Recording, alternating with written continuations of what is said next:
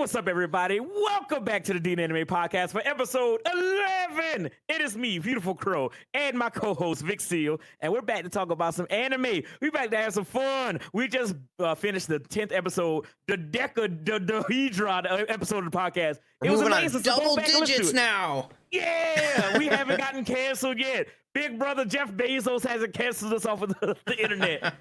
So we are still here to talk and chit chat about anime. I hope you guys are having a good day. Hope you guys are having a good time. If you listen to this on your commute to work, I hope your work day is beautiful. If you listen to this while you're in the shower, I hope wait, never mind. I was like, do I keep going there? You know, fuck it. I hope your balls are fucking sparkling clean. I hope you guys are having a splendiferous day, and we're gonna sit down here and we're gonna talk about some anime. Vix, how are you doing today? I am doing fantastic. I, unlike everybody else seemingly around, get relatively enough sleep. So sleep, what is that? Yeah, so like I'm feeling good. I'm ready to talk some anime. Might play some games afterwards. We'll see. Excited to get into it about all these new topics. Yeah, so the first topic on that topic, the first topic of the day will be Shonen Jump Plus. So this is a topic that I really want to talk about. Because again, if you guys haven't called it because of all of my basic bitch ass answers, I love shonen. I really and truly do, man. I'm not a shonen anymore. I'm old. But at the same time, I do love me a good old fashioned, tournament, man. I love a good tournament arc. So let me have this. But I wanted to talk about Shonen Jump Plus. It's essentially a new line of Shonen Jump manga in the Shonen Jump. Well, not even a magazine, but it's online. It's all digital manga. And you may be thinking to yourself, just like Vix was earlier, what the fuck is Shonen Jump Plus? I don't know what that is. I'm not getting paid. Trust me, I'm not getting paid. But unless it sounds like an ad. But I won't not take the money. Come on, Shonen Jump. Give me the money. All that money y'all saving for locking up all those leakers, you could give to us to promote your real service. But anyway, Shonen Jump Plus is where the line where they release certain manga that wouldn't normally fit under the Shonen Jump brand. So it's normally like things that are a little bit more adult. So you may not realize what Shonen Jump is, but I guarantee you've heard of a Shonen Jump Plus title. So one of the titles that are on Shonen Jump Plus is Chainsaw Man, which just got its first season of anime, last year? Again, if you guys sit up there and you watch Shonen Jump, or not watch Shonen Jump, but if you watch Chainsaw Man, you probably didn't know that was a Shonen Jump title, right? You're like, what? They over there cutting people in halves, all this blood, then you constantly talking about titties. It's crazy, right? But yeah, it's Shonen Jump.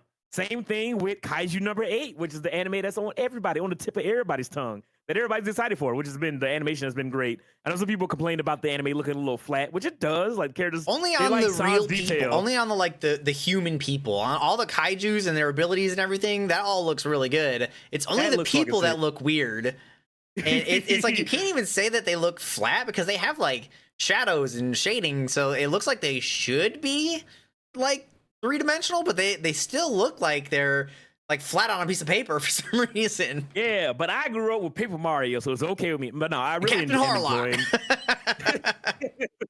I really enjoy Kaiju number 8. It does look a little weird. It I'll continue on, but at reading the manga, because I read the manga for most of these titles in Shonen Jump Plus because I thought it was interesting to get like more adult titles in Shonen Jump. So I was like, let me check this stuff out. And I've been really enjoying like Chainsaw Man, Spy Family, Sakamoto Days, Kaiju number 8. And now that it's getting the manga, I'm like, oh, this is really sick. And again, Kaiju number 8, like Kafka, when he's transformed, he looks incredible. And I'm glad that they really nailed that because that's very important because the manga art looks amazing. Again, Kaiju number 8 does this weird thing. And again, I think it's a lot of Shonen Jump Plus titles that do this, where they'll have like a break week. So it's like an 18.5 or 16.5 chapter that will come out randomly. And it's just like art. And I hate that. It does suck. Cause like me one chapter. I was like, I would rather you just not post anything that week. But I like looking at the art. I hate seeing the 0.5, 3 pages. The first page is them like reminding you that it's not a real chapter. The second page is just like Chibi Kaiju 8 holding a sign, and then the third page is like the sign off. It's like, bro, just don't post that week. We get it. It just at the last page of every chapter or every like pre-skip week, just post no Kaiju number 8 next week. Remember that Shonen Jump bullshit. Yeah, no, it does piss me off as well because it really and truly does suck. Because I'll be like, I really like Kaiju number 8. Like Kaiju number 8 is fucking incredible, and I'm glad that a lot of people are probably getting exposed to it now that the manga is out. I was reading. I'm one of those guys right now. I could be one of those guys.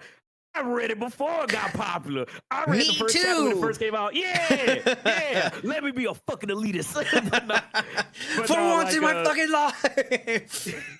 But yeah, so I'm glad the anime is killing it. Again, there's a couple of other titles in the Shonen Jump Plus category that are actually getting mangas as well. So I don't know if you heard of this one or read this one. I actually haven't. The only thing I know about this anime is one thing, and I'll talk about it in a second. But the manga DNanime that is getting a anime adaptation soon. Is about the two main characters, is a male and female main character. They both like aliens, and then they find out the aliens are real, and all the like supernatural shit is real.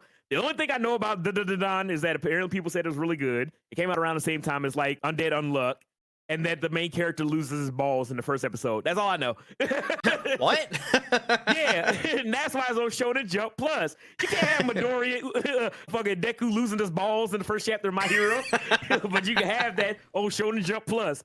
But yeah, I forget what happens. He either dies or gets transformed to an alien, and he goes to piss and he just looks down and he's like, "Where are my balls?" And it's just been like a meme for like the longest time. Yeah, see, let's take a look at this. I've heard the name before, but I have not heard of anything about it. Yeah, me neither. I haven't read it yet. I want to watch the anime. The animation looks amazing in the trailer that I've seen so far. The trailer looks cool. I know it's off the wall insanity, and I'm excited. And I like that they have a deuteragonist of a male and female main character. Hopefully, unlike the other main characters or the other women in anime that we're talking about doing in the Mother's Day episode, where they all die, hopefully she gets some time to shine as well. But yeah, that's the only real thing I know is that dude loses his balls. I don't know if he get them back or not. Leave that in the comment sections on the video podcast. Not your balls. Back. I need to know. I need to know. This is important. But yeah, so the reason why I wanted to bring this up because I think it's like such a shift in the manga landscape.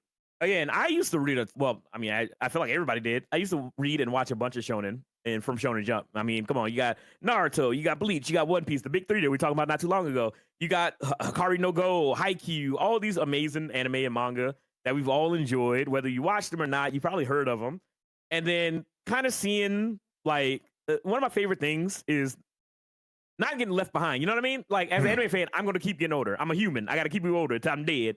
So seeing, the manga, company of Shonen Jump, be like, hey, you know what? Some of our audience who grew up reading Naruto, who grew up reading Yu Yu Hakusho, who grew up reading Dragon Ball and manga, they're older now. So you know what? Let's not just keep trying to get a newer audience of younger people to keep reading manga. Let's get some stuff that will probably, satiate the taste of our older fans and not just pretty much leave them to go and read some sinning manga or whatever. Again, I always tell everybody to read Berserk. You want to do some good shit, man, go read Berserk. But, Shonen Jump, they're throwing out stuff like that. Like, Kaiju number 8 is great because Kafka's 32 years old. So he's like the same age as me, and he's older than me. Really cool. It's been a long time since there was an anime protag older than me. Exactly. That's what I like. I can't relate. Went from 16 to 32. All right. Exactly. We back, boys. But that's what's great. Like Kafka's whole character is that he's old. All of his dreams are dying. He don't know if he got it anymore. He's fat. Everybody making fun of him at work. And I'm like, that's relatable. Because I'm a fucking loser. Now, just joking. But no, like, I like that. I like that you get a different perspective. Because again, I got tired of, I'm going to high school. I'm a high schooler. This is my high school academia. You know what I mean? I love my hero. I don't want to sound like I'm shitting on it. But again, I'm sure you have as well, have seen enough high school anime. I'm done. Yeah, I mean, I don't mind it too much. It's just reminiscence of like when I was in school now. But it's a lot harder to resonate with those characters now than it used to be because like now all I can think of is that's pretty cool instead of man I wish I could do that. It's like I'm beyond that now. I don't want to just watch 16-year-olds have their love fest in high school anymore. I'm done. Move on. Yeah. I want to watch adults have their love fest in college. It's Spy Family. Spy Family. That's why in Jujutsu Kaisen, Nanami's my favorite character. This man was like, I don't want to do this no more. I forget the whole fantasy anime thing. I'm going to work a 9 to 5. This shit sucked. Let me go back. That's relatable. That's relatable. But it seems like the Shonen Jump Plus thing was made like really specifically for aged up fans. So like they were the things that continued with us. And there were some series that I don't think they did well because they didn't follow their audience. Like I think Pokemon is going down that route where they didn't follow their audience. They tried to just continue to cater to younger children, and their like diehard fans are like wanting more now. So and then when they finally decided to like remove Ash from the show, they just put in more children into it. So now they're starting over, and you basically just like exiled all of your previous fans. Like everybody who was there for the long haul with Ash, they no longer have a tie to anything in there.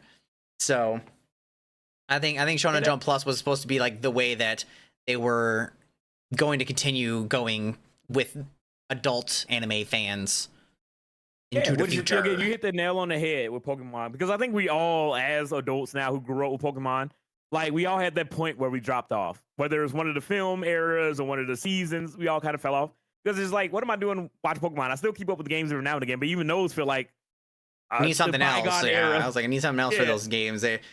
With the way that like both games and animation has progressed, there's no good reason for them to be like stuck in the past as they are.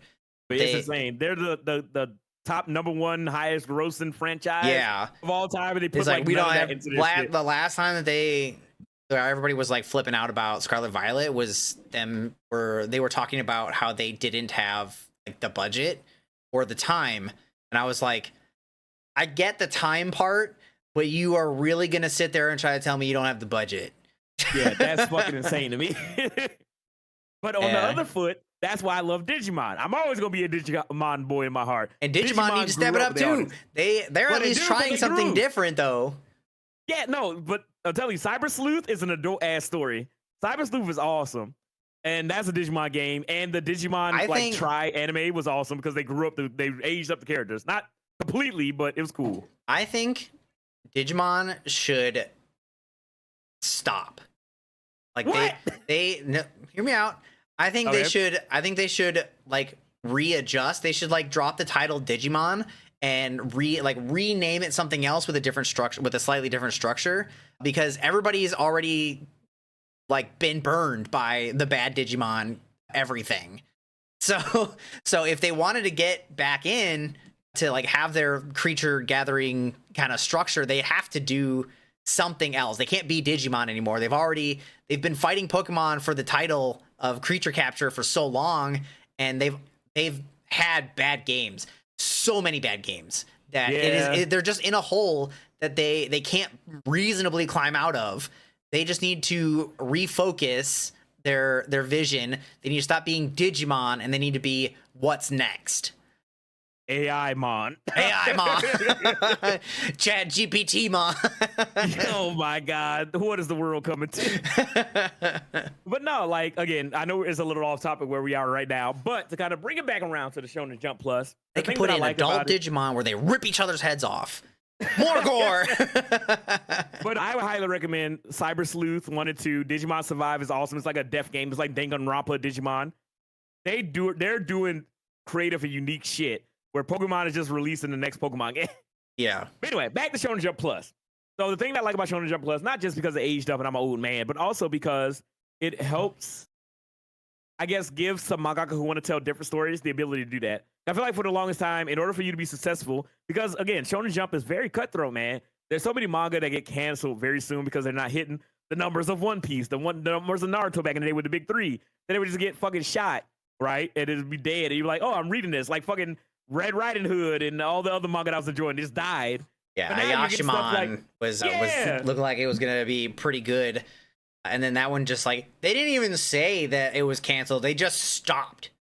Yeah, and I was like, wait, where's my next chapter? So now you can get stuff like Jujutsu Kaisen and things like that you could like kind of like gamble on, because you wouldn't think that fucking Naruto or Boruto and Chainsaw Man are in the same fucking company. You know what I mean? So hopefully we get more stuff. I think that's why Jujutsu Kaisen and Jujutsu Kaisen and other manga like that kind of have some leeway to not go the standard shonen fare. Because even though Jujutsu Kaisen in the weekly Shonen Jump, you know, it's more adult, it's a little different, it's crazy, and it doesn't fit that normal Naruto, My Hero void. And I feel like even Boruto, you know, for all of his issues, anime-wise, the manga is still pretty interesting for the most part. The manga for Boruto is amazing.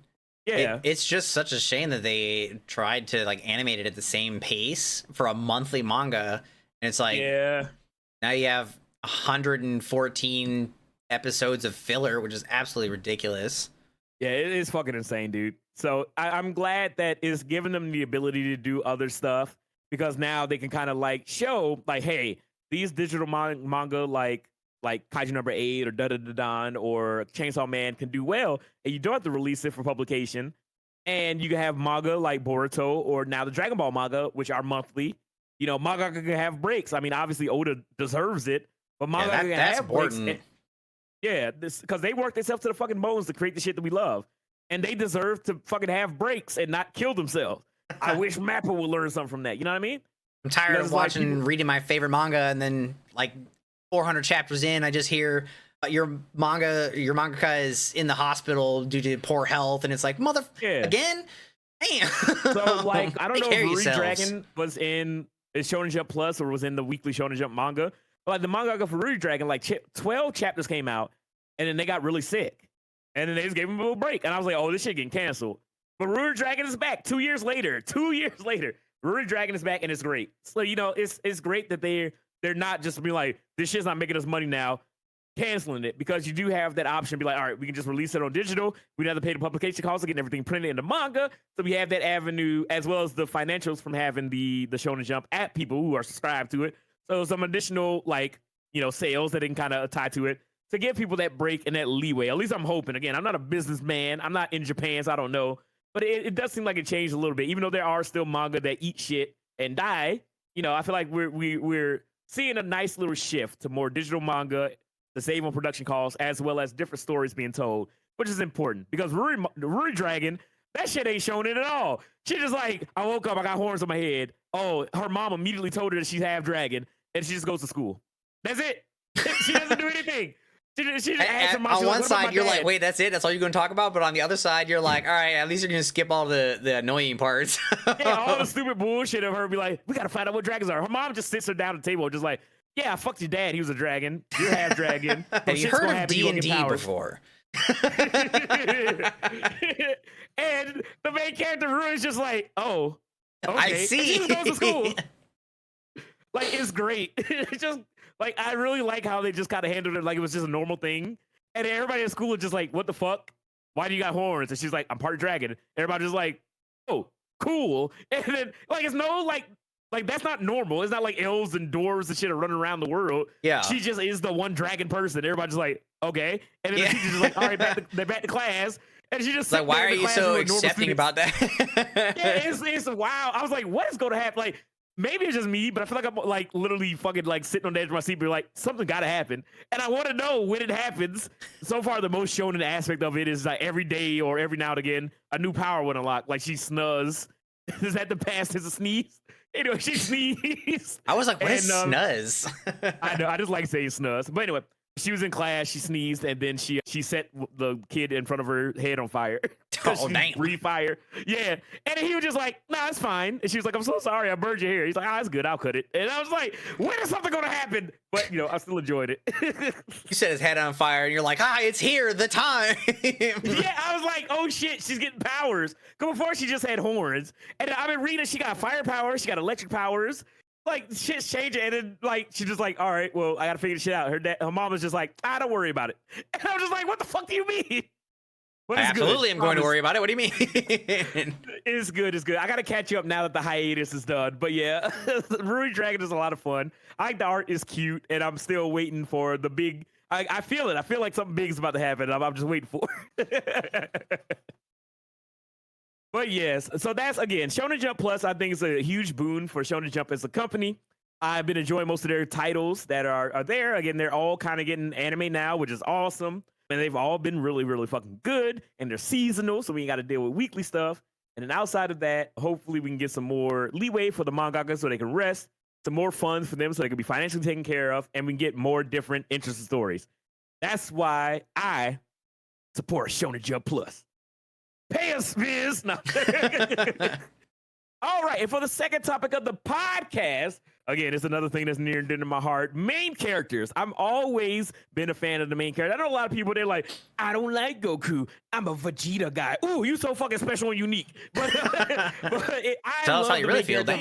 I side note, I took a nap today and I feel like I got all this energy. So I'm sorry. But hey, you gotta do that sometimes. You gotta the people who listen, y'all gotta get fired up. Y'all excited for the podcast. Y'all enjoying it. Oh, if you are, hit that like button, hit that subscribe button. Keep supporting the podcast. Leave us a 5-star review on your audio podcast service of your choice. And we're gonna be hopping into the next topic to talk about which kind of main character do we prefer. What is our type of main character? You know, that we take on a long walk on the beach. I don't know why it sounds like a dating thing. But anyway, what main character do we prefer? The stoic main character, the quiet main character, the calm presence, or the emotional, red-blooded, you know, crazy, over the top, ready to fight at all times main character? So I guess we should give like some examples, right? So I imagine the emotional main character is always that red-blooded, fired up main character, like a Yusuke Urameshi, right? Who's always ready to scrap. He don't care who you are, man, woman, or child. He gonna beat your ass, and it's great, right? Whereas a more stoic main character, kind of akin to Ichigo Kurosaki, right? Ichigo's not like Naruto out of the big three or Luffy. Ichigo was different. Ichigo's chill. I don't know. Ichigo throw hands, drop of a hat. He will, but Ichigo is not like he does kind of have those aspects like a shonen main character, but he doesn't like. He's not. He doesn't rage out like the other main characters do, like Naruto and Luffy does. When he gets like super serious, or like when the fight is at its like peak, that's when he's like the most calm. Yeah, and I love Ichigo for a matter. I kind of want to just, you know what? Okay, then here, Vix, we're going to go back and forth real quick. Who is one of your? Okay, so first, give me a type. What's your type, Vix? Stoic or emotional? And naturally, it would depend on the rest of the story. On average, though, I think I preferred the stoic ones over the emotional ones. And the biggest reason is just because a lot of the emotional ones, they just like, they waste so much time doing stupid bullshit.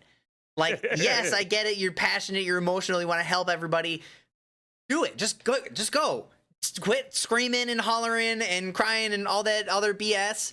You waste so much time when you have an emotional MC as opposed to a stoic one. Whenever I think of a stoic MC, Ayano Koji-kun is the first one to come to mind. And those are the ones that, like, you're not even there. And they send the chills down your spine. Like, I would not want to be on the receiving end of one of his plans where he laid that fucking smackdown. Ryuen, I would not want to be in his shoes. The amount of like both disrespect and humiliation that he had to he experienced in that fight, his whole life around. His dude thought for sure he was the strongest one in the school. He's like, nobody can fist fight me. And then Ayano Koji actually just blank face beats the shit out of everybody, hands down. I love that. You know what I love about Ryumen is that he's the type of guy that's like, I'm gonna get any victory I can, even if I lose this fight. Well, I made you upset, so you lost. He's like one of those Twitter guys. And then when Ayano Koji was looking at him, he's like, "This is nothing to me. This is absolutely nothing. I feel nothing." Yeah, well, I was just like, and he's just like looking up at him and starts freaking out. And he's just like, "Oh, I can't win at all." And I was like, "Oh, it's such a good moment." But yes, it's so good, so good, so good. Which type of character would you prefer? So I think it's kind of weird because I love the hot-blooded ones, right? I love me a good Yusuke Urameshi, a good Naruto Uzumaki, a good fiery character that's going off with they gut. They go with their gut first rather than their head. They follow their heart. Like, that's great. Again, I get like sometimes characters make dumbass, decisions. Again, like, okay, let's take a good hot-blooded main character in Naruto Uzumaki, right? The scene where the war arc is going, or not even the war arc, is when Pain's destroying Konoha. He's training on Sage Mode. He got Yamato and Kakashi, or not Kakashi's there, but he has Yamato there training with him. The frog Sage is there trying to teach him, and they're all trying to keep him distracted. While all of his friends and family are fucking eating shit and dying to pain. And it's like, Naruto can't know. We got to keep him away from the, No. They did that with when he was doing the fox training too behind the waterfall. Yeah. During the 4th Great Ninja War, they're like, yeah, we can't let Naruto know because he'll run out there like an idiot. Like, even in his own show that they know that he's going to be dumb. Yeah, and I love it because I'm like, Naruto, you can't let your people down. You want to be respected. You want to be the fucking Hokage. You need to go out there. You need to fight for your people. You got to earn that respect. I like the emotional MCs that get shit done. Yeah, when they sometimes they'll do something stupid, but sometimes it's like stupid on a level where it needed to be done. So a lot of the ones that are just like they sit in their emotions and they're like, how could this happen? How could I do this, that, and then a third? Those are the ones that are really fucking annoying. But when they're like, because Naruto is like so emotional that it like resonates with people in like within their own vicinity. The most prominent one for like his emotions reaching the other person is Zabuza when he was on the bridge. A stoic emotion or a stoic main character would never probably have even won that fight, to be honest. But because Naruto like really reached Zabuza's like soul, then it's really what pushed Zabuza to like fight the group in front of him, so they could come out like on top essentially. And with like, no arms, you know. And just he's like, and he like Naruto literally gave his enemy his kunai, and I was like, oh my god, you're so dead. Doing stupid stuff like that, but that's how like you reach people, is you do the things that don't seem like the best idea, but you put your faith in them, and those emotional moments are good. But when people do like really dumb things, like they just run out in the middle of a battlefield and start getting their shit rocked, that's dumb. That's dumb. Like I don't know what her plan was when she went. Her plan was to die. That was it. That's the only thing it could have been. Yeah.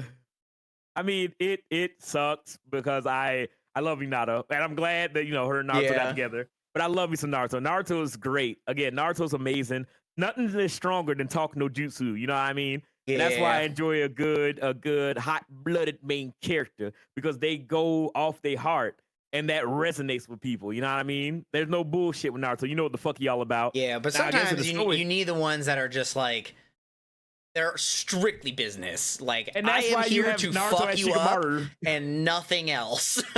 That's why I love the partnership of Naruto and Shikamaru. I think that's great. Yeah, Shikamaru is like, although not an MC, obviously, he's the good balance for Naruto, because Naruto's like, I want to do crazy bullshit because I'm an MC, and Shikamaru is like, sit down. Yeah, we got business. we do got business. I'm trying to think on the stoic side, because I was going to bring up Ichigo, right?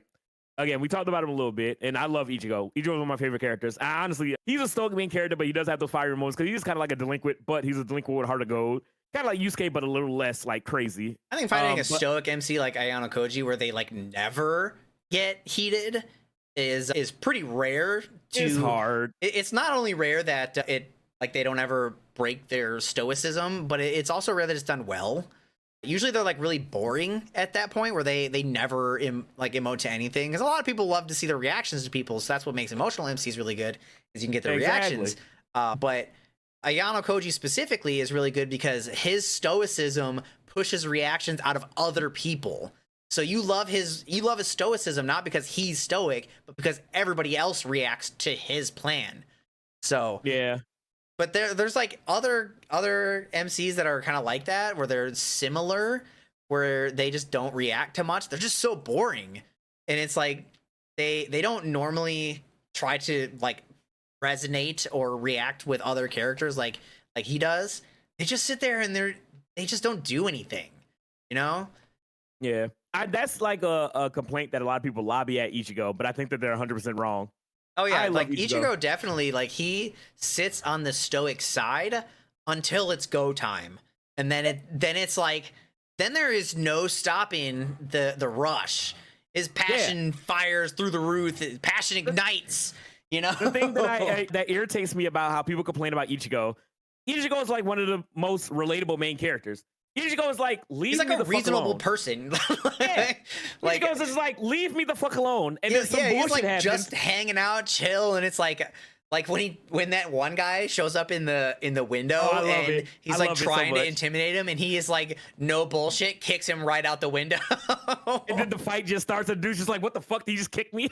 I love that. That's one of my favorite Ichigo things. Like, I can't nobody's gonna fucking convince me Ichigo's a bad main character. Y'all can go fuck off. The thing that I love about Ichigo's a bad main character. Ichigo's a great main character. So many people are lying. I think it's not that people think that Ichigo's a bad main character. I think he gets too much plot armor. Well, it's not the plot armor. The normal complaint, the complaint that I see is that Ichigo doesn't have any driving force. He doesn't move the story. The story moves him because he has no goals or aspirations. I was like, what are you guys not seeing? Ichigo is just a guy. He's a guy that got powers. He was literally pulled into it from the beginning. And that's my thing. It's like Ichigo's just like, I want to hang out with my friends and my big titty girlfriend. Leave me alone. If you're going to involve me in the shit, then I'm going to settle it. And I'm like, that's what I love, because that's how I am. I'm like, just leave me alone. I'm chilling. I'm hanging out. I'm having a good time. Then somebody starts something, and then it's like, he can't let it go. And then you start shit, and I'm just like, all right, you going to involve me, then I'm going to finish this shit. But that's how Ichigo is. Ichigo just like, hey, y'all gonna kidnap my friend Rukia and try to kill her? I was like, I wasn't involved in the Soul Society shit, but I'm here to end it. And he whoops everybody's ass. And it's awesome. Like, I love that. Like, Ichigo just like, I want to protect the people who are close to me, and I want to live my life. And people shit on him for that, for being like a normal person and relatable. Yeah. I was like, he don't need to become the Soul Society king of Hokage or whatever the fuck. He's just like, I just want my friends and family to be healthy and everything to be good. If y'all somebody could stop being invaded for 5 minutes, yeah, then I would just be the fucking adult in the room. He does, although I will say that he does kind of like insert himself a little bit, especially after he loses his powers, because like he had his powers long enough that it became a part of him. But he's definitely not bad. Like, my biggest complaint for him is that he has some pretty straight up bullshit protection moments. He get a whole hole blown through his titty. Yeah, he literally got punctured, like not even a small hole, like a big portion of his chest gone. And he just stood up from that, like, yeah, he lost control, but that doesn't matter. he was just a dude up to that point. And it's like, I can give it away because it'll follow the rule of cool, and I can justify it enough that man, his fucking hollow form fucking sick. it was cool, but what made it extra cool was where the hole was at was standard for like the Arankar. It's just like dead center. So it being dead center, I was like, in my mind, I was like, Ukiura triggered that transformation. It wasn't that he came back from the dead as this monster, but because of him puncturing the hole like that was what made him become the monster. Exactly. And they didn't want him to become the monster. They should just left the motherfucker alone. But they come on there kidnapping his girlfriend. It was the timing, though. It was the timing of when it happened. It was always right after Orihime screamed to Ichigo, and then it just like brought him back from the brink. He just like got random power surges. Fighting Grimmjow, he was like almost basically losing, and then he was like, don't get hurt anymore, and he's just like, boom, okay, cuts him in half. I'm like, what the Vix. That's one of my favorite moments. You know how many fucking AMVs I made at that moment? Where Ichigo catches Grimmjow's hand and he looks back with the mask broken. But if he had that much of a power difference, why didn't he do that to start with? Because he didn't know what he was fighting for. He didn't believe in himself. But his girlfriend made him believe in himself. That's bullshit. The belief. Dude, that moment cold as fuck. That is plot bullshit? Power. Sure. Is it bull? Well, he got his ass whooped right after that, but then another plot thing saved him. Shut up. Leave me alone. But no, man, that moment, I made so many, like, the worst Ichigo moment ever. I'll say it was cool, and I've seen some edits that were pretty cool, but look, like, if you look back on it, you're like, why didn't you just start like that? Just wins. Yeah. You took a lot of damage you didn't need to take.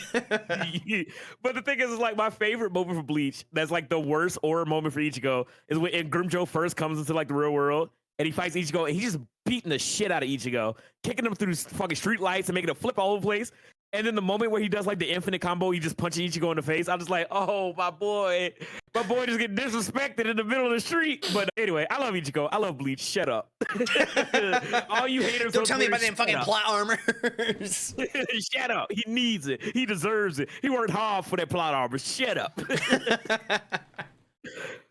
But anyway, what were we talking about? Stoic and emotional MCs. Ichigo fitting the bill for both. Yeah, and a lot of characters fit the both. Again, there's a lot of characters, especially I think like finding a balance between the two of them is what makes a main character like really good. There are some that are really good in their respective roles, but they're like not so relatable to other people. But then they're like really good ones are ones that can kind of fall into both categories at different times. It makes the character have more depth. You know what I mean? Like you can't always have believe it without those quiet moments of Naruto. You know, dealing with, you know, the loss of people that he, you know, cared about, or moments where he has to be introspective because he's like, yo, I need to be stronger. So you see them calm down. You can't have everything be 100% because 100% becomes not sustainable. You know what I mean? Like you can't have everything be high energy, high octane all the time. You need those quiet moments so that the big energy moments like resonate more and they matter more because it's such a juxtaposition of the character. Because again, even though characters like Luffy who are stupid and very like I'm bouncing around, having all this energy, he'll have those moments where he gets fucking serious. Like one of my favorite Luffy moments of all time is early on in Arlong Park. Usopp. Oh, the Nami one. Yeah, the Usopp one was great as well, but the Nami one was like really where Naruto, One Piece resonated with me. When he's walking up and he puts the hat on Nami's head while she's stabbing the tattoo on her arm. That was a big deal. I lost my shit when he gave his hat away. I was like, no fucking way. Because you know how much Luffy cares about that hat. And she, the hat got fucked up earlier in that damn that arc or whatever. So it's just like he put the hat on Nami's head and he just like serious mode like Luffy. And he just like, don't worry about this. You're a part of the crew. We got you. And then him, Zoro, Usopp, and fucking Sanji all are walking up. Serious as fuck. God, it's so fucking cold. That was like so the cool. Squad pulling up. It's so sick. And they run shit. At that point, like after they like get all kind of like fucked up in random dumbass ways, after that, they fuck Arlong up. It's so good. I love Arlong Park. It's so good. So again, you need to have a balance. Whether your character is 60% hot-blooded, 40% stoic, 50-50. I feel like Luffy, though, is like fully emotional. Like he might get serious. He never reaches like stoic. He might get angry and like he might come down from his giddiness, but I wouldn't call him stoic. I wouldn't call him stoic, but I'm just saying you need to have layers like an onion. Yeah. Onions have layers, you know what I mean? You can't just be all one thing. Welcome to the Shrek podcast. But no, again, I prefer the hot-blooded characters more so than the stoic. I feel like the stoic characters, again, I watch a lot of shonen. Yeah, I think when stoic characters are done correctly, I think they're more like way more interesting. Yeah, because most of the time they try to just like I think they try to like bleed overly serious into like indifference, and they just have like this weird contrast between their reactions for things, and like you don't understand their motive ever. Like with Ayano Koji, you can kind of tell that he literally just does not care. He's like, my goal here is to win. Yep. And that's it. And like with some other characters, you're like, I don't think they even care about that. They're like, do you actually want to win? Yeah, dude. Like, you said it earlier where you're like, I wouldn't want to be on the receiving end of Ayano Koji. I don't want to be on this man's side. Everybody's a fucking pawn. Yeah, everybody's a pawn. I mean, towards the end, I feel like I would be more okay with being on his side because he's kind of evolving as a person, which also makes it him even better. But he's still like emotionless, stoic, and like pretty indifferent. But he's like getting familiar with emotions as the time goes on. Starting to see people as friends, because that's like a through line where everybody's just like, do you not care about me? Do you not blah blah? He's like, no, I don't give a fuck. And then it feels like he says something that I'm not gonna say what it is because it's a spoiler in season 3, where he is referring to somebody and he is making them believe that he is like evolving as a person, and then he thinks to himself, and you're like, God damn it. Oh my God. It's all according to Keikaku. Damn it. And also, I guess to throw this in there as well. It's like in a different route from what he's normally doing. It's closer to emotions, but at the same time, you're like, yeah, I should have guessed. You got tricked. He had me in the first half. I know, this is bullshit. But yeah, I guess my last thing to say on this topic is, again, kind of like Ayano Koji, I would say Lloyd from Spy Family. Like, he's set up as a stoic spy. Oh, yeah. Like, he's been trained to not show emotions. But yeah, he like cracks so often. Yeah. I love it so much. I love Spy Family. I love the fact that he's like set up as this really cool secret agent spy. He's like, I don't have emotions. Nothing will get me to stop doing the plan. I always succeed. I'm Twilight. Dude, season 2, when they had the tennis match with Fall or whatever her name was, that shit was epic. I was like, what the dude? I ain't never seen a tennis match so awesome. Give Yor more screen time. I love Yor. She's the fucking best. Yeah, season 3, she lays the smackdown on people. Woo.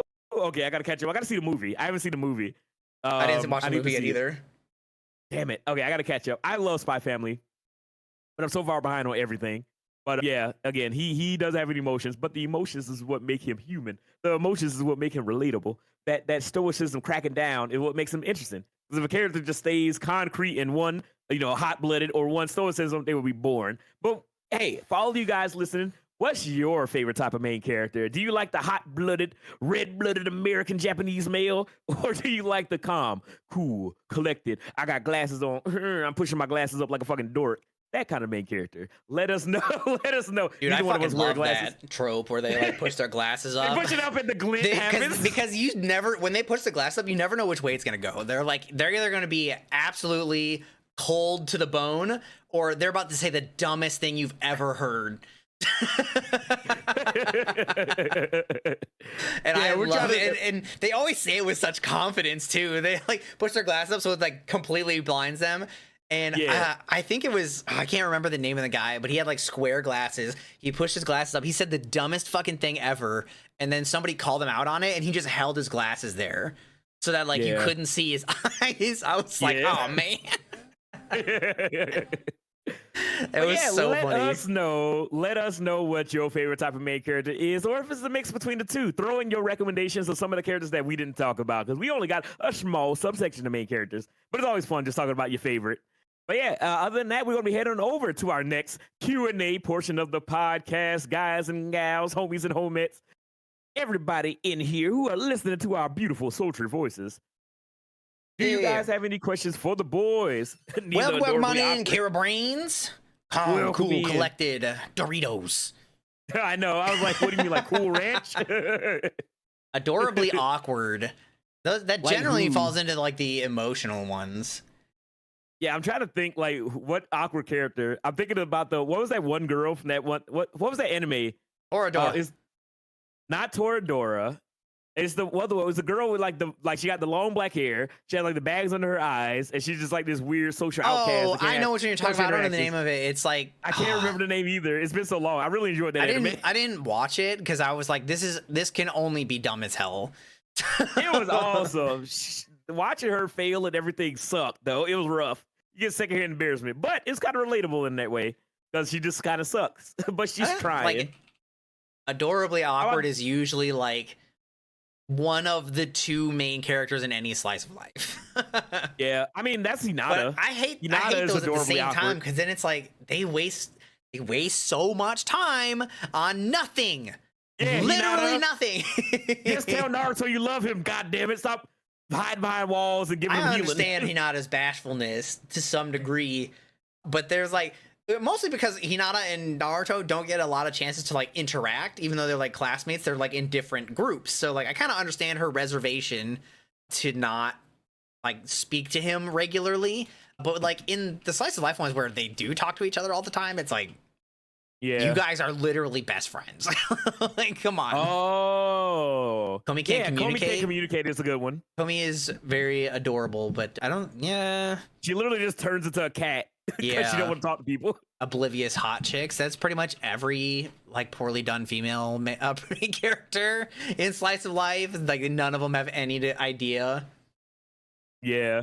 Favorite moment is when a character breaks, like a stoic has an emotional outburst. No, that wasn't the one you were thinking of. Innocence moment, yeah. It wasn't Komi. No, that wasn't the anime I'm thinking of. It starts with like a T or something like that. I can't remember the name off the top of my head right now because again, I'm very sans sleep. Watashi ga motenai no wa do kage temo. Yeah, that one I think. What's the name of this one? I don't know that name, but I know the first part is in there. It's like Watamote or something like that. It's not my fault I'm not popular. Yeah, that one. I enjoyed that anime. Yeah. Speaking in tongues. But yeah, Watamote is fucking fantastic. I really enjoyed that anime. It's very, very dumb. But yeah, those moments like that, like say Light from Death Note, when he has this fucking break at the end of the show, it's fucking awesome. It's fucking awesome. So I haven't watched Death Note all the way through, but lately on my TikTok, my like anime mutuals or whatever, they've been talking about Death Note and how Light is actually stupid. An idiot. I mean, I seen that video as well because it's like you Was it have Brody? a magic book that can kill everybody, yeah, and you lose. I think it was Brody that went through that. I was like, man. Yeah, I don't agree with that at all. But it is funny looking at it at that aspect because literally you got a deaf god and you can literally kill any person on the planet and you fuck it up and lose. The only gripe I have with fucking Death Note is that it should have ended with L. Like L either should have got the better of him or something, but because having second L come in, I'm just like, this is dumb. But yeah, Death Note is great. Is it? I don't know. No, Death Note is fantastic, dude. I don't want to hear no. Is it your hot take of the podcast? This is your Cowboy Bebop. I don't actually. I watched like 5 episodes of it, and then I just forgot I was watching it. And I was like, man, the psychological ones, they're not for me. It takes too long for them to do anything. Have you watched Psycho Pass? No. Ooh, season 1 of Psycho Pass is so good. Season 2 is not. I keep trying. Like I tried Death Note, and it just didn't capture my attention. And then I tried Durarara, and that didn't capture my attention. I was about to look up Psychopath, and then Psychopaths, and it just what are you doing in your free time? It just didn't like sound interesting. Like none of them sound good. So cool.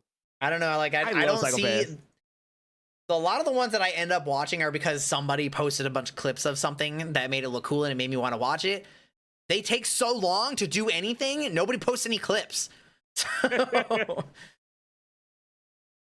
play the visual novel. Ooh, I might do that on stream. Thorfinn, when Askeladd dies, he breaks inside. He is in shock, bro. Oh, yeah, dude. Those moments are really good. Dude, that was epic.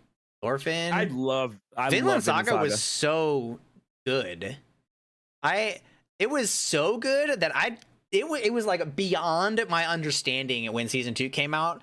I thought it was trash at the beginning of season 2 because it was so radically different. And then I was like, I'm going to keep watching it and see what happens. Like maybe they'll get back into the fighting.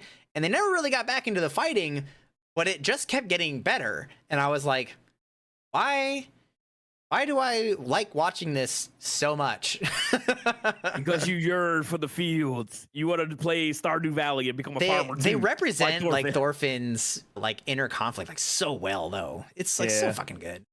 The one moment, I haven't watched season 2 yet, but the one moment that I saw that was really cool was the guy being like, oh, you're not a fighter anymore. You don't have the killer instinct anymore. And he tries to like attack him, and the Thorfinn doesn't do anything. But then he senses his like actual bloodlust, and Thorfinn like jumps into action, shows up, and like actually it like releases the bloodlust. He like jumps back and he's like, "I will whoop the shit out of you right now." Yeah, like that's really cool. I need to catch up on Vinland Saga. I just have no free time. You need to catch up on everything. What are you watching right now? Absolutely jack shit. These past couple of weeks, I've literally been at a sleep deficit, and I've been in the gym, so I'm like behind on everything. You need to be like every other anime watcher. Fuck the gym. Be fat with the rest of us. Dude, I'm doing this fucking hot tub stream, man. I can't be all doughy. So I've been working out, getting them gains in. But yeah, so I've been doing that. So I'm gonna try to catch up on some anime tonight. So hopefully next episode of the podcast, we'll have a whole beautiful Crow catch-up session because I'm behind on Kaiju number 8 and I need to watch it. I saw a clip today on TikTok of the recent episode. I read all of Kaiju number 8. I'm caught up. But the shit that was going down in the most recent episode, I was like, ooh, it look good. I gotta read the mangas that came out today. I haven't read them yet. Yeah. Leave me alone. Pillsbury Dough Crow. But yeah, if you guys in Sarso, again, thank you so for popping on in here. Thank you guys for hanging out with us. We're doing our little Q&A section before we hop into the last topic of today, which is going to be a fun one. I think a lot of people are going to have a lot of opinions on this one. And this is probably what I'm going to make the title of the podcast. This is what I'll make the title because we got to do salacious. We got to clickbait some motherfuckers. It's so damn good, dude. It's so good. It's so good. I got to catch up on stuff, man. I'm trying. It's so much shit, man. X-Men 97 took up a lot of my time. X-Men 97 was so fucking good, and me and Rock kept watching it. But yeah, I'm catching up on anime slowly but surely. But I'm trying to. So good? Like I've only ever heard good things, but nobody has posted anything about it. I don't know. Well, maybe you just don't see it. But I literally the only reason why I haven't posted anything about it is I don't want to spoil anything. The show's that good. I don't want to spoil anything. I did not expect it to be so good, but it's gotten me excited for Marvel. Usually someone posts like a funny moment or like a fight or something, and then I'll be like, "Oh, the okay, that looks only good." thing, and I don't know if you've seen it, but I showed it on stream. I was like, "Ban me, motherfucker!" But I got to show it. The sauciness of Cyclops episode 1. The sauciness, dude, they did my boy Cyclops is so fucking good, man. Like normally Cyclops is like Leonardo. He's like the Boy Scout or Superman or whatever. He's the Boy Scout. He's always a good guy. He's always listening to Charles Xavier. They make him so fucking cool. I love X-Men 97. It is, if you like X-Men, it's so good. But yeah, I don't want to like. There's a lot of cool shit that will be spoiled. Like a lot of serious cool shit. Nah, you know that people don't give a fuck about that. No, you don't get. Well, no, normal people, yes. Normal people, I got spoiled with so much shit. People are being responsible on the internet. What the fuck?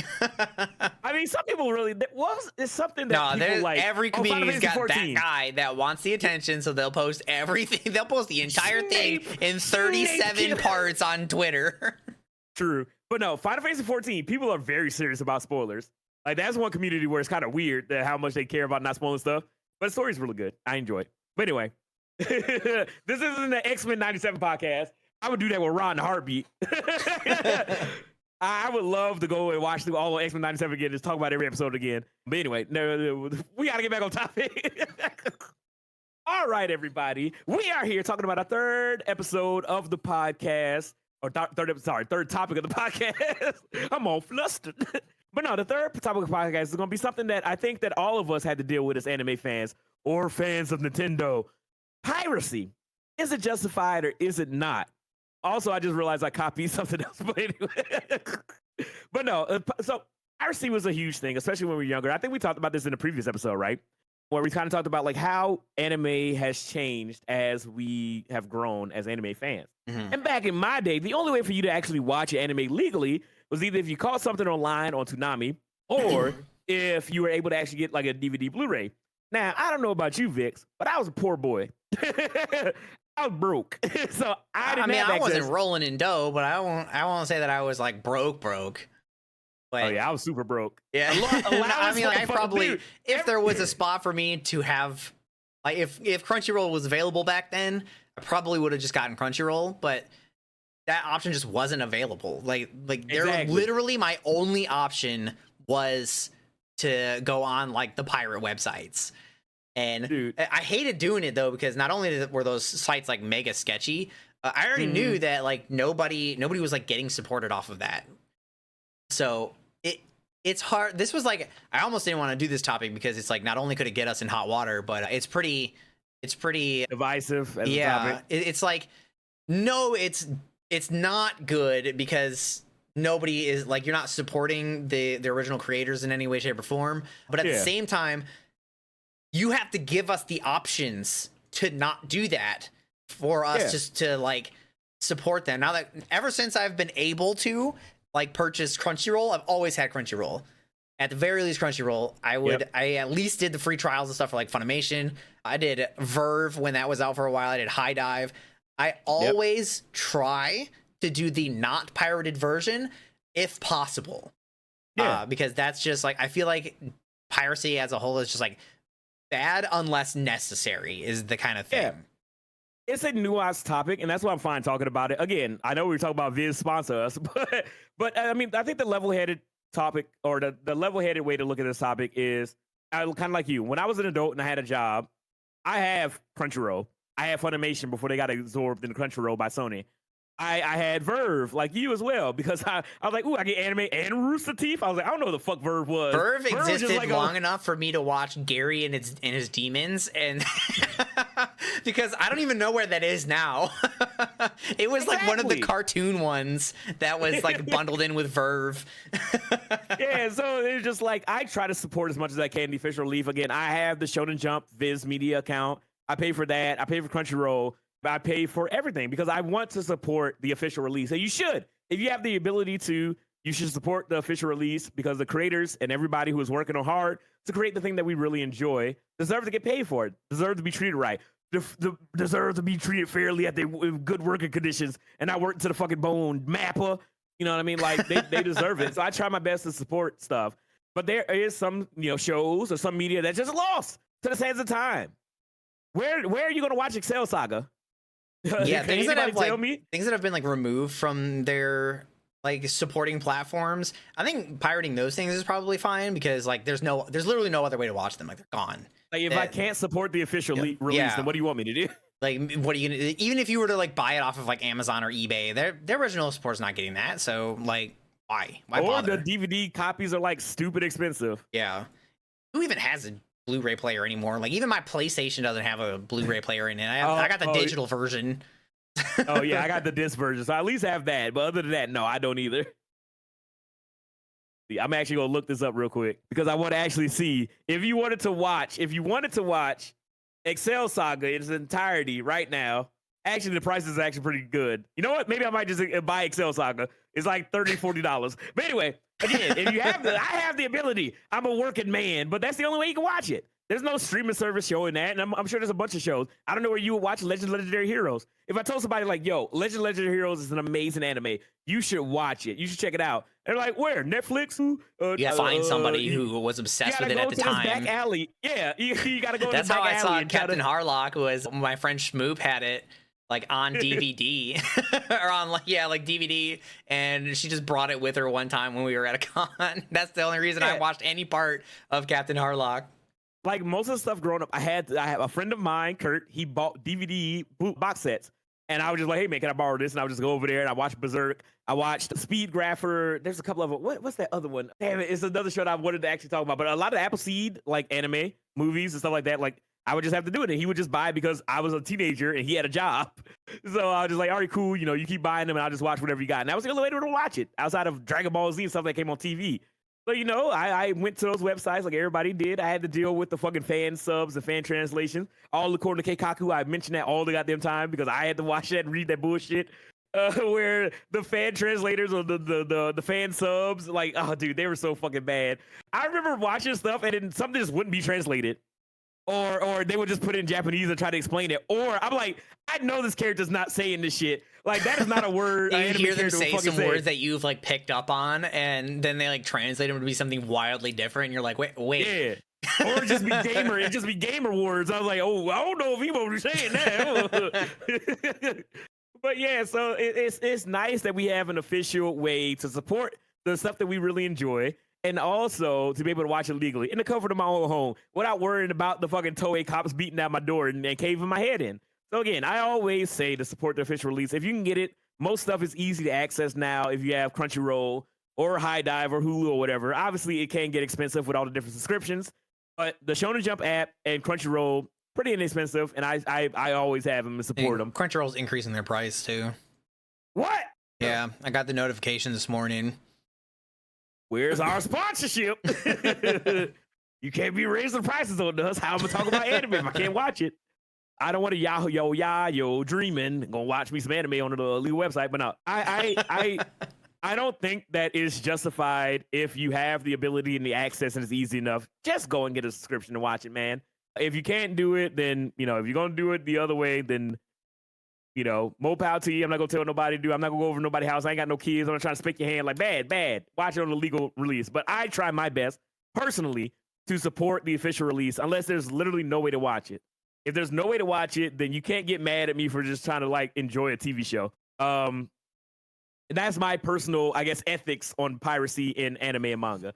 Yeah. I watch and support the official release. If it's something that's so old that it's fucking lost media, and I want to watch it, I'm gonna fucking watch it. that was my issue with like manga, was that there was no good way to like get it. Like even now they have we have the Shonen app, but there are non-Shonen titles that come out and there's just no way to watch. There's no way to read them. They're not on the Shonen app, and they have since like shut down every version of any manga site except for Shonen's app. And the only way to actually read them would be to buy them. Yeah, but I can't buy every manga ever. That's not gonna happen. And then I also don't want to have like portions of series in my collection as well, especially if I haven't like already read it. If I don't know if I'm going to like it, then I don't really want to buy the first volume and then just be like, well, it sucks. And then just like, what am I supposed to do with it then? So I would. You know how many volumes of Promised Neverland I bought? Way too fucking many, and that shit stank. Well, the manga I heard was really good. Explain yourself. It is to a point. I didn't read it. I got disappointed because I was waiting for the anime and I just stopped. Apparently, the manga is good. The main reason that the anime sucked so bad was because they skipped they skipped everything. Yeah. So hey, if somebody can tell me if the manga's still worth it, then I pick up those volumes. I bought so many volumes from Barnes and Nobles because I want to support the official release. So I purchased stuff, physical media. Oh, in this day and age. Yeah, I bought a couple of them, and I'm like, man, I wish I hadn't bought some of them. Like, I think that Maximum Drive was one of them. Dancing the Vampire Bund was like all right. I like Dancing the Vampire Bund. I really enjoyed the anime. If I had more of it, then I'd be like, yeah, I would read it, but I don't think I like it enough to buy more of it. You know, like it was fine. You know what I do have? I bought the first 2 volumes of Grand Blue, the manga. I never read them. Damn. I should read them. Yeah, I bought them because I was like, ooh, I like this art, and I'm really excited for the game. I bought them like a couple of years ago during the pandemic, and I just never sat down to read them. I also bought okay, this is kind of off topic, but whatever. I also bought the Legend of Zelda, Ocarina of Time, and Wind Waker mangas. Because they do like actual mangas. Yeah, they have mangas for each game series, and the manga's like awesome. Like legit, kind of crazy. Check it out. To me. The mangas are really fucking good. The artwork is amazing. Link talks like he's a character. Like the manga of Legend of Zelda is actually really fucking sick. I would highly recommend it. I have to look into it because I didn't even know that they had mangas for that stuff. Like thinking about it now, I guess it makes ages. I guess it makes sense because they were Japanese based, so like them having their manga is like the equivalent of like Avatar having comics. So like it makes sense. I would highly recommend Twilight Princess manga. Really fucking good. I love Migna. I want them to come out with another Twilight Princess. That shit was so good. Oh, so good. Oh, I love Twilight Princess. I don't care that much about the Breath of the Wild or the Tears of the Kingdom like style. Yeah. Like they're fine. Like I don't have a problem with them like existing. But I liked Twilight Princess like way more. I feel like it was weird because like everybody was just like, "What? We getting a Zelda game without temples and stuff?" Finally, they changed it up. I was like, "But me like Water Temple. Me like getting the keys." I didn't care too much about the Water Temple specifically, but the idea of the temples, it felt cool to like go into a dungeon, clear the dungeon out. Yeah, and then fight the boss. Like I get it, and I respect them for going out on a limb and changing shit up. But I don't know, man. Maybe it's make just it something that's not Legend of Zelda. They're going off the formula. Yeah, I was totally fine with the 8 dungeons and all the shit like that and fighting and you know what I mean? They could have like switched it up a little bit, but like Ocarina of Time, you carry Rita around and she's like talking shit to you the entire time, like, I don't want to walk, you carry me. And I just started throwing her everywhere. I was like, shut up. The great Jabble Jabble, you want to be inside a whale like Pinocchio? I like the Water Temples. This is my hot take of the podcast. You can hate Cowboy Bebop, and I can love Water Temples in Zelda. I love Majora's Mask when you turn into the Zora, you able to swim like the swim. Oh, the N64 swimming like that was cool as shit, though. I love that. Was cool as fuck. That was awesome. The temple itself, I didn't care that much about. I had more of an issue with the entirety of the game, other than like the masks. The masks were fucking cool. The masks were sick. I did not want to play a speedrun simulator. I didn't want to rush every temple, and then when I didn't cap out on my speed run, I didn't want it to like reset my progress. I was like, what if I wanted to just like look around and stuff? But too bad you ain't got fucking time for that. I'm like, what? Dude, okay, can I talk about it again? This is totally off topic. It's kind of on topic because again, it does have a manga, and maybe we might get a Legend of Zelda anime. But Majora's Mask was fucking crazy to me. Because as a kid, it freaked me the fuck out. Like the mask you put them on. It was literally just because it was a time trial. It was just a very long time trial that I hated it. Because I wanted to just dick around in the water with the Zoro mask. I wanted to roll around as a Goron. I liked hopping over the water as a Deku Scrub. All that shit was like so fun, but it's like they didn't allow you the time to enjoy that. Yeah, I mean, I played the shit out of the game for hours. I just reset everything and just dick around, but like the put on the mask and see like the horror of Link's face when he's transforming, creep the shit out of me. That whole game creepy. The aliens trying to take the cows on the dude at the beginning Ranch. With the mask, the mask seller. Yeah, that dude creepy as fuck. I was like you're bad news. You are nothing but bad news. Yeah, I was like, this dude evil as fuck. And then like if you don't go to La La Ranch, then you come back like after the aliens come, and they're like they kidnap the cows and the girl is gone. Like what little girl from Cow Ranch or whatever fuck. And I was just like, oh my god, like her sister is missing because she got abducted. I'm just like, what the fuck is this game? I love that game. That game is awesome. That game's sick, dude. I love it. When I was a kid, I was creeped the fuck out. Yeah, piracy. Yeah, piracy. yeah. Well, hey, don't go ahead and pirate those games. There's still ways to play them now. Fucking Nintendo. But anyway, I love to support the official release. I know a lot of people have a lot of gripes with Crunchyroll because Crunchyroll was marketing itself as we're gonna put this money into supporting the companies and things that make the thing that we love. And they have a lot of different tiers, and they have the Crunchyroll Expo, and they have the Crunchyroll like Anime Awards, where a lot of the manga studios or anime studios and everything like that can get these accolades and prizes, and they're hosted by like people like Sea Dog and stuff like that. Like I really wanted to go to Crunchyroll Expo one time because they would sell the tickets at Anime Expo, and it was like an hour drive from Anime Expo. I was like, ooh, I'm tempted to find a way to get there. I mean, it would be sick. Hey, if the podcast blow up and we doing well, we have a meet and greet. Yeah. We'll one day. I'm making it now. I'm putting out that Emancipation Proclamation right now. One day, you guys are gonna see us at Crunchyroll Expo. Crunchyroll probably won't be I don't know. I don't know. Either the podcast might not exist, or Crunchyroll might exist, but we're gonna get there one day. I'm making it right now. I'm saying that Crunchyroll, right? With your support. Yeah. You guys support us. We'll support you by getting flown out by Crunchyroll and being on the panel, so we can talk about this dumb stuff live. But anyway, support the official release. Take care of the people who are making the stories and crafting the art that you love and enjoy. I've been an anime fan since I was a child. Again, I say it all the time, but since before I knew what anime was.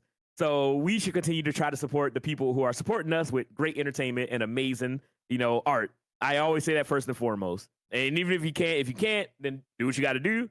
But I would say when you have the ability to, pay it forward and support the official release. Do it because it's worth it, man. So we continue making cool shit. If you want cool shit to continue, then they need to make money. And if they have to make money, that means that you got to pay for it. So. Exactly. I don't believe in that starving artist bullshit. Fuck that. No. Yeah. Let people make pay your money, artists. This goes beyond just anime and video games too. Yeah. Pay your artists for everything. Yeah. Pay them. But anyway, with that PSA out there of pay your motherfucking people, I guess we'll wrap up the podcast there. Thank you guys so much for all the support. Thank you guys for watching and listening to the podcast, whether on YouTube or you're on Podbean or Apple Podcasts or Spotify, wherever you listen to it. I hope you guys genuinely enjoy it. And I hope you guys are having fun every single week. I think we're both having a motherfucking blast doing it. And again, we're starting to show like we're seeing the reaping the benefits, because I've been watching every episode get a couple more views. I'm seeing them get like a couple more likes. I'm starting to see those download numbers on the audio podcast. A comment here and there, especially man, getting a comment on a video from somebody that I don't know that I didn't prompt was like exciting. It's those little things. I released like a lot of videos and nobody like ever comments on them. Unless it was somebody that I knew. And then the one time that somebody did comment that I didn't know, I had like essentially prompted them by going to like a feedback Reddit. And then they showed up and then they went to give me the feedback. And I was like, yeah, like that's nice and all, but man, I wish somebody would just like come in and say something, like any random genuine bullshit. Conversation. So, yeah. Any random bullshit. But yeah, man, again, thank you guys so much for all the support. I really and truly hope that you guys have been enjoying the podcast, because it's so much fun doing it every single week with Vix. Hope you guys had a good time. Again, if you guys want to help support us, you can do it by subscribing to the YouTube channel, the DNanime YouTube channel. You can check us out on any of your podcast audio services that you use. Give us a like. Give us a rating. Let people know that you're enjoying the podcast. Tell your friends. Tell your wife. Tell your husband. Tell your younger brother, your older sister. Whoever it is. Like, share the podcast with the people and get more people into the conversation. Anime is inclusive. It can go for anybody. Exactly. So thank you guys so much for hanging out with us. My name is Beautiful Crow. That's not my government name, but you'll never figure it out unless you saw my Riddles 3. But no, my name is Beautiful Crow. That's Vic Seal. We're here live every Sunday on our respective Twitch channels, and we put up the episodes every week on the YouTube channel and on the audio podcast services. Thank you guys so much, and hey, be here and join in the conversation as well, wherever you decide to do it. Join in, because it's fun talking about your passions with other people who are passionate about it. Vix, what you got to say? Pretty much everything you said, as per usual. I like to just go along with what you say. I do appreciate everybody. Like I said, getting the comments from you guys is so exciting. Getting the topics in the Discord was also very helpful, especially this week. This week. Yeah, it was a godsend this week. We were not prepared. So we came out on this podcast thanks to you guys at home. Appreciate you guys from viewers like you. From viewers like you. Appreciate you guys for popping in. Keep up the good work, and we will do our best to do the same.